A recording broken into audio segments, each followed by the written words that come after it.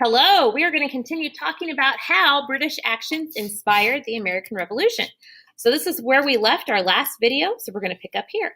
So after the Intolerable Acts were passed, the American colonies looked at that and said, oh my gosh, this is the worst thing ever. These are intolerable. We have to do something about this.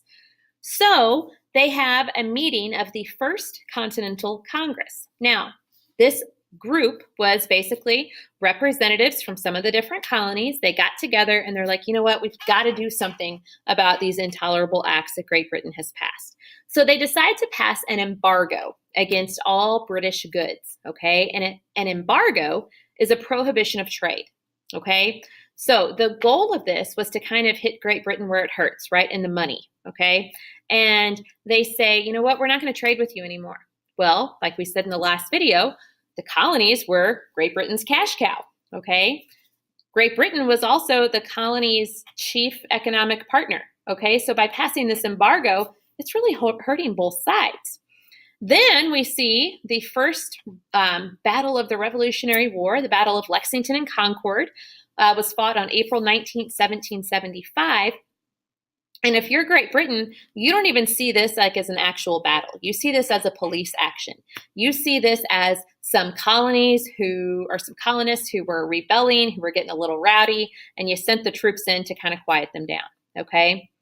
That eventually leads to the creation of the Second Continental Congress. And the Second Continental Congress really kind of starts to take on more of the role of a central government. They're kind of taking responsibility for making sure that the colonies have like money, okay? So they're like fixing the money supply. They're issuing currency, which they have no responsibility or power to do, but they do it anyway. They also name John Hancock the president of the Second Continental Congress. They name George Washington the commander of the Continental Army, okay? So this is where we kind of really start picking up steam that, you know what, I think revolution is going to happen. And then as early as June of 1776, we have some kind of murmurs among the Continental Congress of, hey, let's be independent. Let's just break ties with Great Britain. We don't need them, okay?